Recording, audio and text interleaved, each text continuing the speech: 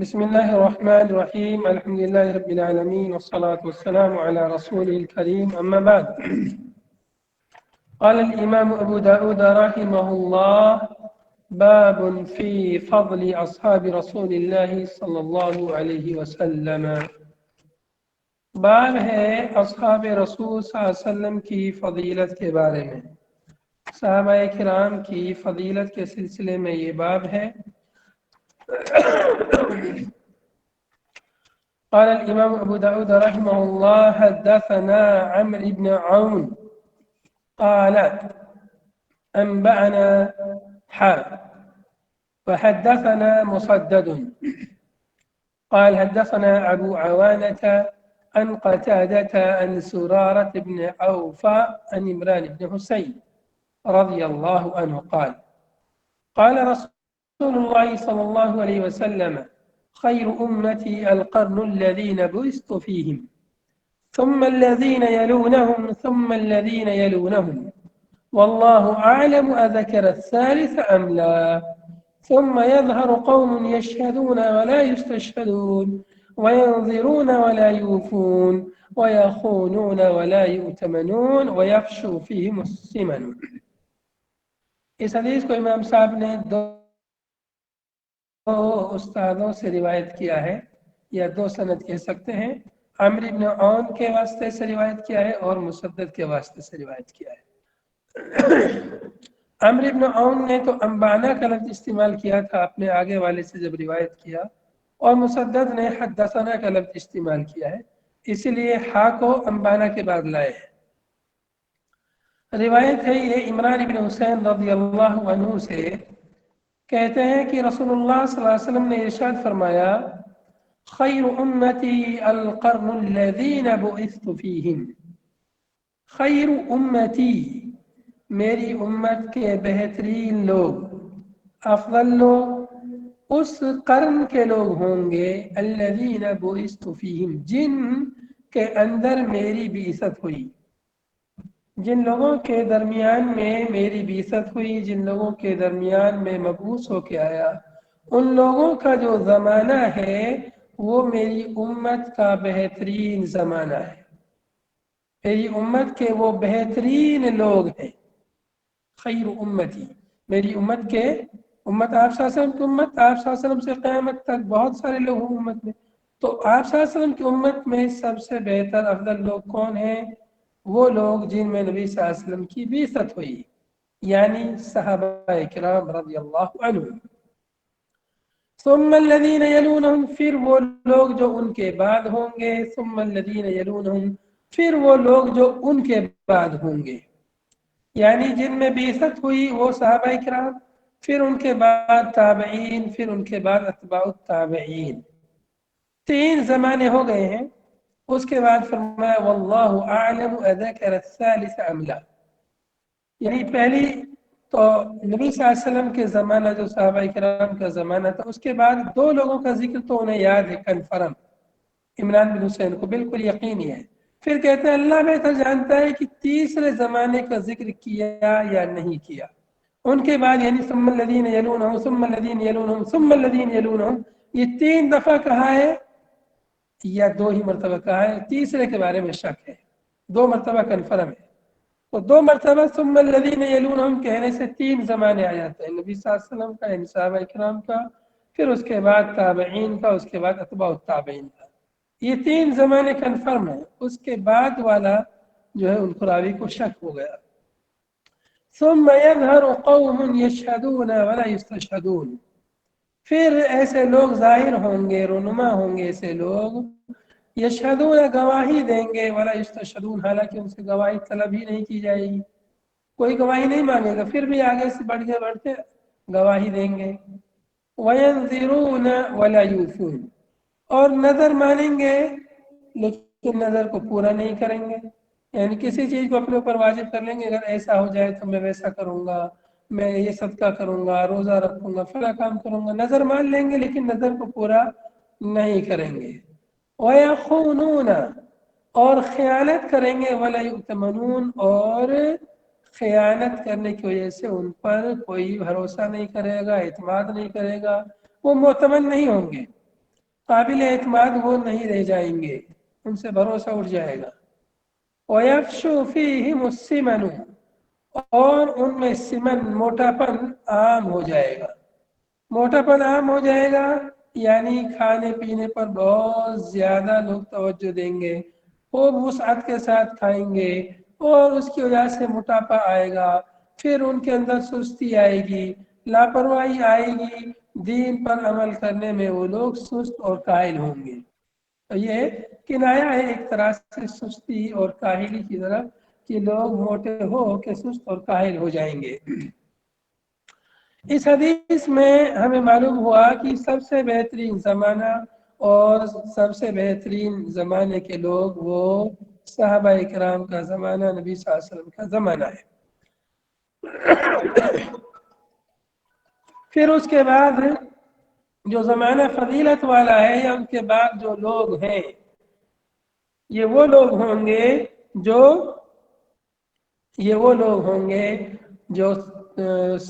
صحابہ کے بعد کے لوگ ہیں، یعنی تابعین کا زمانہ، پھر ان کے بعد اتباع التابعین کا زمانہ، یہ سب سے بہتر زمانہ ہوگا۔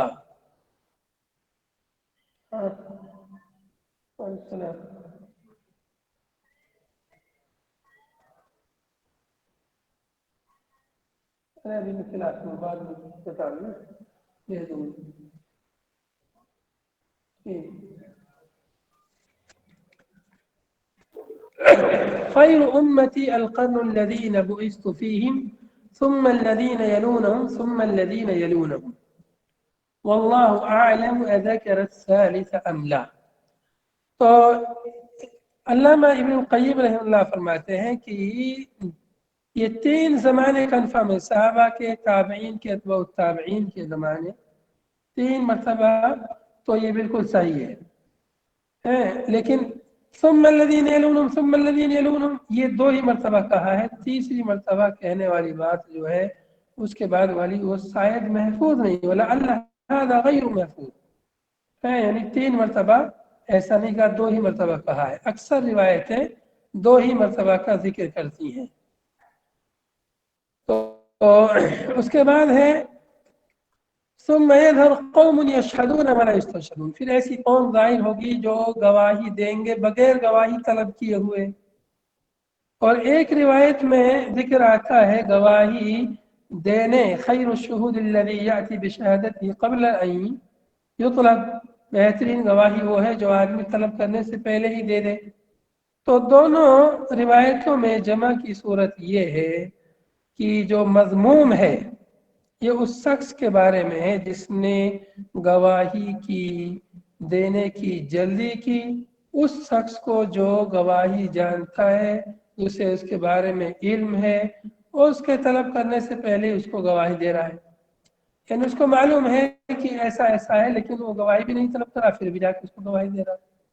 اور ایک وہ ہے کہ اس کے بارے میں صرف اسی کو معلوم ہے اور کس کو نہیں معلوم ہے، تو وہ جا کے گواہی دے رہا ہے، تو یہ گواہی دینا اچھا ہے، یہ درست ہے۔ مطلب کسی بارے میں کوئی جھگڑا ہے، کوئی اختلاف ہے کسی کا، کسی کو نہیں معلوم، اس کو معلوم ہے، تو یہ جا کے اگر وہاں گواہی دیتا ہے تب تو اس کی گواہی دینا صحیح ہے۔ لیکن اس کو پتا ہے کہ میرے علاوہ اور بھی لوگ جانتے ہیں، فلاں بھی جانتے ہیں، تو یہ جا کے بیچ میں جا کے وہاں گواہی دے، تو یہ مطلب درست نہیں ہے، یہ مذموم ہے۔ اس حدیث میں ہمیں صحابہ کرام کی فضیلت معلوم ہوئی کہ اس امت کے سب سے بہترین اور افضل لوگ صحابہ کرام ہیں۔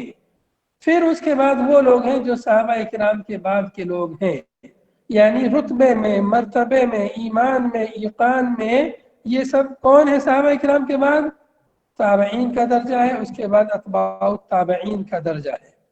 قرن سے مراد، قرن کا لفظ جو حدیث میں آیا، خیر امتی القرن، قرن کے کئی معنی علماء نے ذکر کیے ہیں۔ بعض لوگوں نے کہا قرن کہتے ہیں 40 سال کو، بعض نے کہا 80 سال کو، بعض نے کہا 100 سال کو، قرن کے مختلف معنی ذکر کیے ہیں۔ امام سیوطی فرماتے ہیں کہ اس سلسلے میں صحیح بات یہ ہے کہ اس کو کسی مدت سے منضبط نہیں کیا جا سکتا، اس کو کسی مدت سے منضبط نہیں کر سکتے، اتنے سال کا قرن ہے۔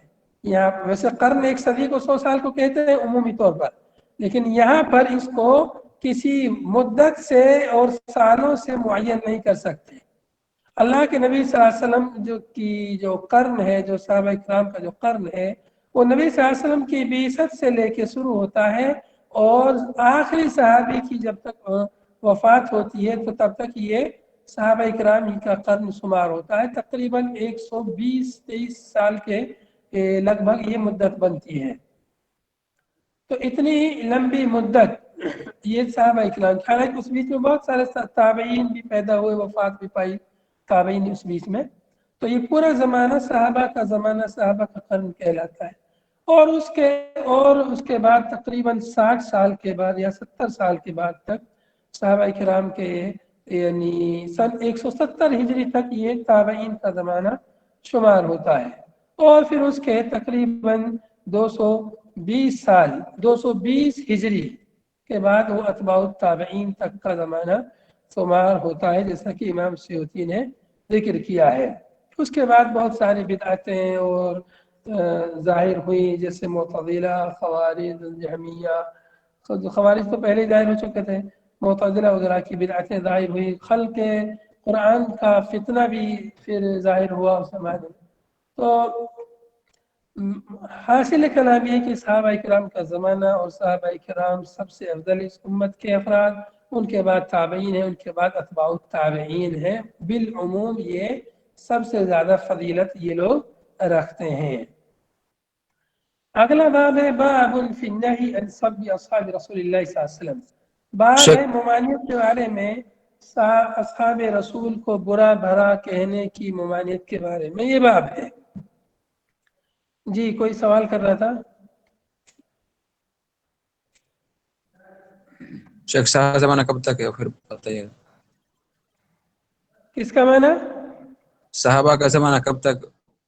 صحابہ اکرام کا زمانہ سن 110 ہجری تک ہے۔ آخری صحابی کی وفات سن 110 ہجری میں ہوئی تھی، وہاں تک صحابہ اکرام کا زمانہ ہے۔ سن 170 ہجری تک کے زمانے کو 170 ہجری تک زمانے کو تابعین کا زمانہ، تقریباً یہ تقریبی مدت ہے۔ اس کے بعد 220 تک یہ اتباع التابعین کا زمانہ ذکر کیا ہے امام سیوطی رحمہ اللہ نے۔ اگلا باب ہے باب فی النہی عن سب اصحاب رسول اللہ صلی اللہ علیہ وسلم۔ باب ہے اصحاب رسول صلی اللہ علیہ وسلم کو برا بھلا کہنے کی ممانعت کے بارے میں، ان کو گالی گلوچ یا ان کے بارے میں طعن تشنیع کرنے کی ممانعت کا یہ باب ہے۔ قال الامام ابو داود رحمه الله حدثنا مسدد قال حدثنا معاوية عن الأعمش عن أبي صالح عن أبي سعيد رضي الله عنه قال قال رسول الله صلى الله عليه وسلم لا تسبوا أصحابي فوالذي نفسي بيده لو أنفق أحدكم مثل أحد ذهبا ما بلغ مد أحدهم ولا نصيفا۔ روایت ہے حضرت ابو سعید خدری رضی اللہ عنہ سے کہ رسول اللہ صلی اللہ علیہ وسلم ارشاد فرمایا لا تسبوا اصحابی، میرے اصحاب کو برا بھلا نہ کہو۔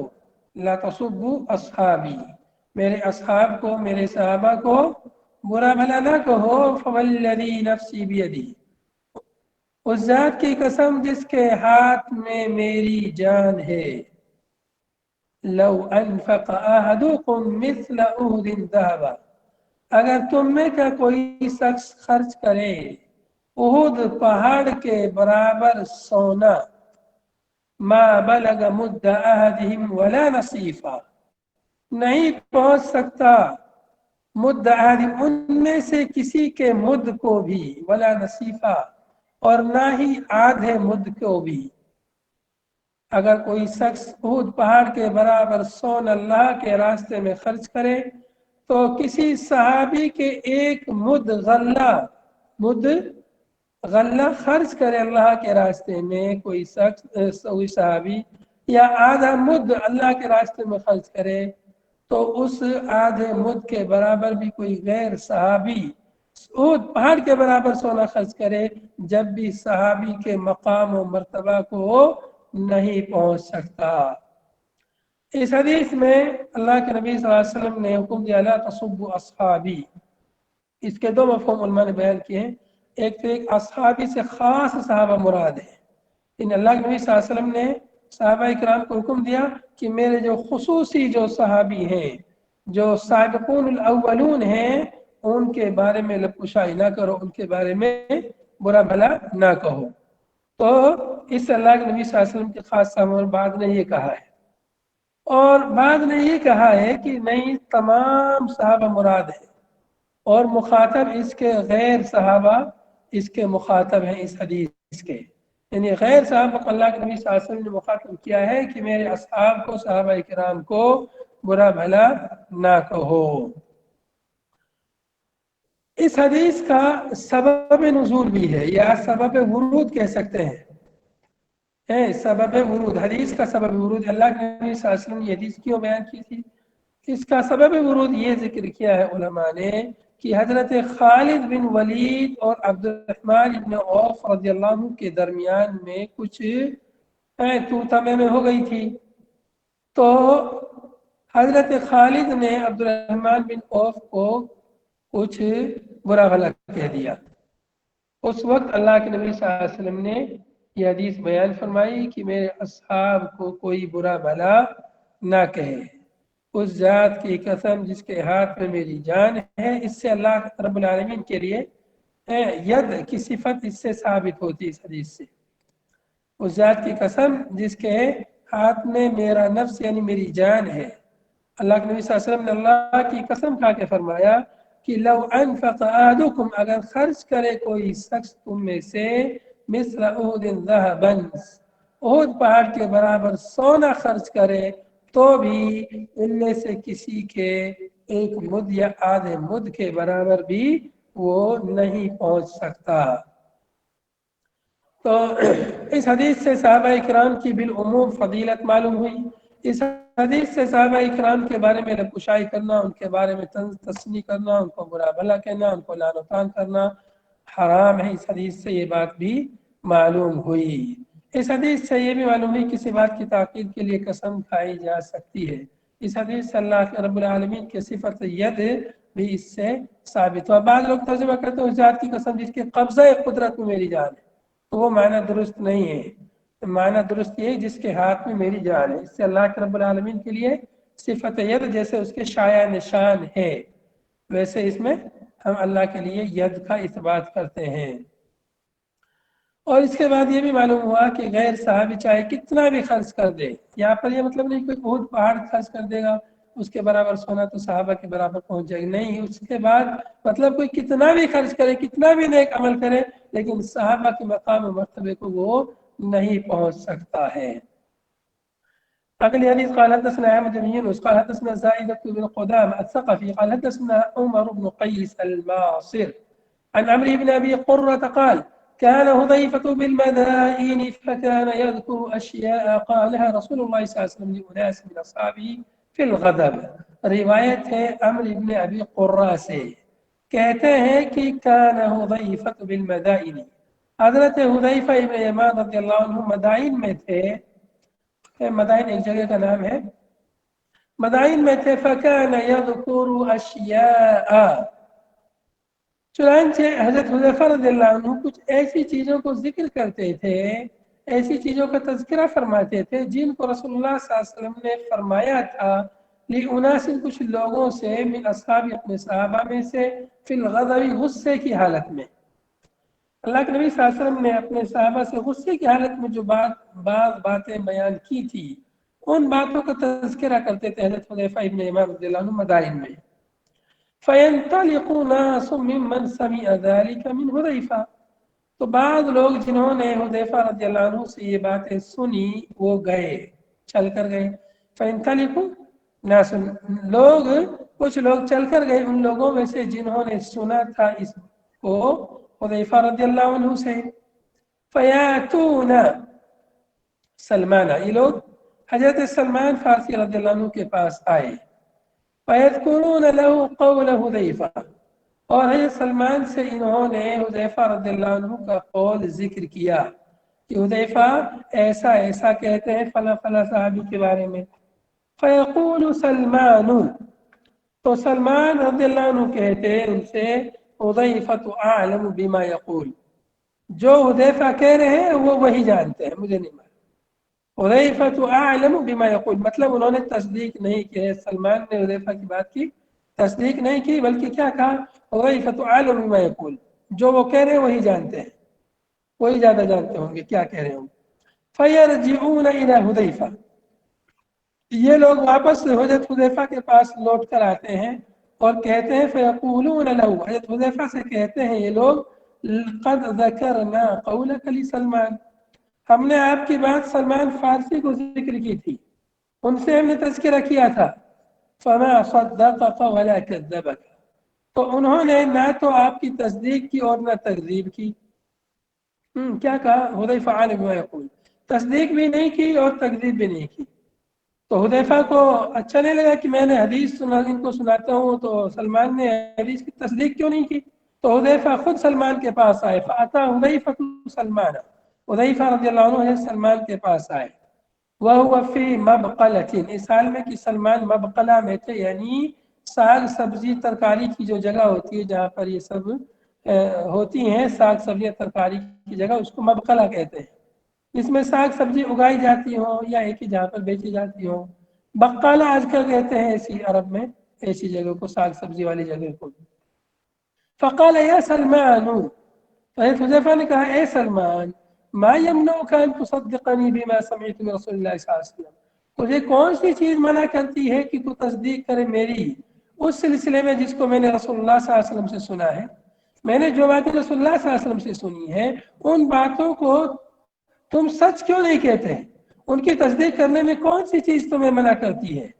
فقال سلمان، تو ہے سلمان نے فرمایا، ان رسول اللہ صلی اللہ علیہ وسلم كان يغضب فيقول في الغضب لناس من اصحابه، کہ رسول اللہ صلی اللہ علیہ وسلم غصہ ہوتے تھے، فیقول، تو آپ صلی اللہ علیہ وسلم غصے کی حالت میں لوگوں سے کچھ کہتے تھے، من اصحابی، اپنے اصحاب میں سے غصے کی حالت میں کہتے تھے، وَيَرْضَى، اور آپ صلی اللہ علیہ وسلم کبھی راضی رہتے تھے، خوشی رہتے تھے، فَيَقُولُ فِي الرِّضَاءِ لِنَاسٍ مِنْ أَصْحَابِهِ، تو خوشی کی حالت میں، رضامندی کی حالت میں آپ صلی اللہ علیہ وسلم لوگوں سے کچھ اور بات کہتے تھے۔ تو یہ سب باتیں، کوئی غصے والی بات بھی آپ لوگوں سے بیان کر دے رہے ہیں، تو غصے کی حالت میں انسان جو ہے کچھ سخت لہجے میں کہہ دیتا ہے، تو سب باتیں نہیں بیان کی جاتی ہیں، جو مفید باتیں، فائدہ مند باتیں، وہ بات بیان کرو۔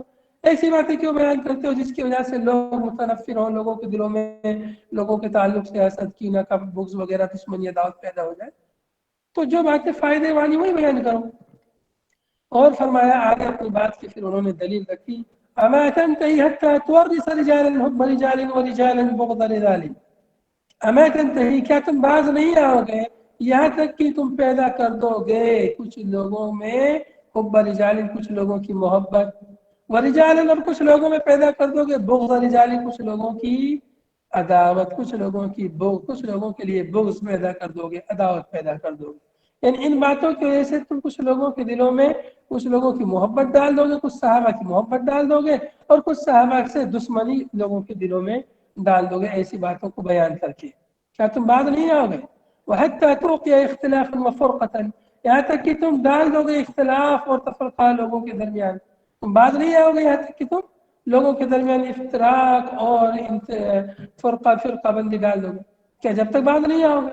وَلَقَدْ عَلِمْتَ أَنَّ رَسُولَ اللَّهِ صلی اللہ علیہ وسلم خطب فقال، اور حالانکہ تم جانتے ہو کہ اللہ کے رسول صلی اللہ علیہ وسلم نے خطبہ دیا تھا، آپ نے فرمایا تھا، أَيُّمَا رَجُلٍ مِّنْ أُمَّتِي سَبَبْتُهُ سَبَّةً أَوْ لَعَنْتُهُ لَعْنَةً فِي غَضَبِي، کوئی بھی آدمی میری امت کا سببتہ سبتاً، جس کو بھی میں نے برا بھلا کہا ہو، اللہ کے رسول نے فرمایا کہ کوئی بھی آدمی میری امت کا جس کو بھی میں نے کوئی اچھی بری بات کہی ہو، سببتہ سبتاً أو لعنتہ لعنةً، یا اس پر میں نے لعنت بھیجی ہو، فی غضبی، میرے غصے کے عالم میں، غصے کی حالت میں، فَإِنَّمَا أَنَا مِنْ وَلَدِ آدم، سن لو میں ولد آدم میں سے ہوں، انا من ولد آدم، آدم علیہ السلام کی اولاد میں سے ہوں، یعنی انسان ہوں، میں بشر ہوں، اغضب کما یغضبون، میں بھی غصہ ہوتا ہوں جیسے اور بنی آدم غصے ہوتے ہیں، مجھے بھی غصہ آتا ہے، وَإِنَّمَا بَعْثَنِي رَحْمَةً لِلْعَالَمِينَ، حالانکہ اللہ نے مجھے رحمت للعالمین بنا کر بھیجا ہے،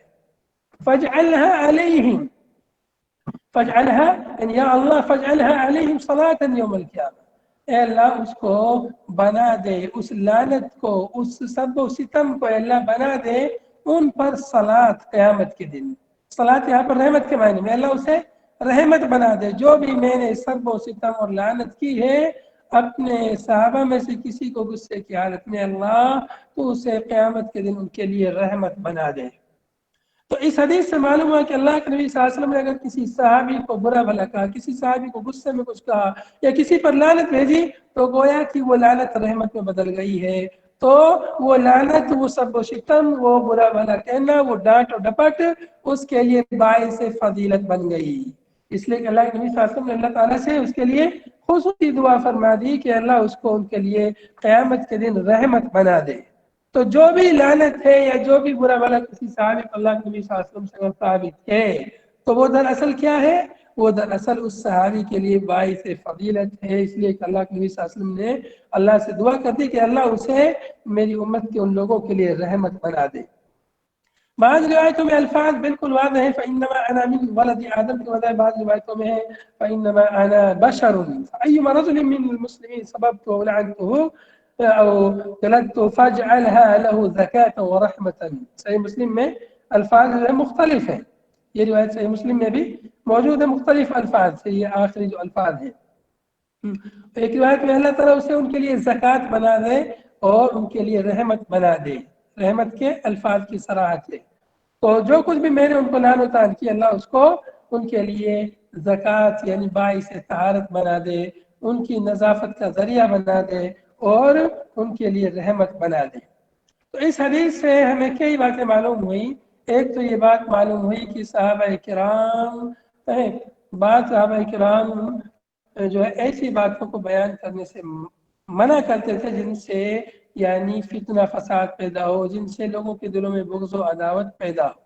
تو حضرت سلمان فارسی رضی اللہ عنہ کا یہ موقف ہے، وہ یعنی بہت ہی شاندار موقف ہے۔ ایسی باتوں کو وہ بیان کرنے سے گریز کرتے تھے جن باتوں سے نفرت پیدا ہو۔ اور اس سے یہ بھی معلوم ہوا کہ لوگ تاکید کرتے تھے، صحابہ کرام کی باتوں کو بھی سن کر کے ان کی تاکید کرتے تھے اور توثیق کرتے تھے کہ یہ بات بالکل کہاں تک صحیح ہے کہاں تک نہیں ہے۔ تو چاہے مطلب یہ بھی معلوم ہے کہ دین کے تعلق سے، صحابہ کرام کے تعلق سے، اللہ کے نبی صلی اللہ علیہ وسلم کے تعلق سے اگر کوئی شخص ہم کوئی بات بیان کرتا ہے تو ہمیں اس کی تاکید کرنی چاہیے، اس کی توثیق، اس کی تحقیق کرنی چاہیے۔ چاہے کوئی کتنا، صحابہ کرام سے بڑا کون ہے انبیاء کے بعد؟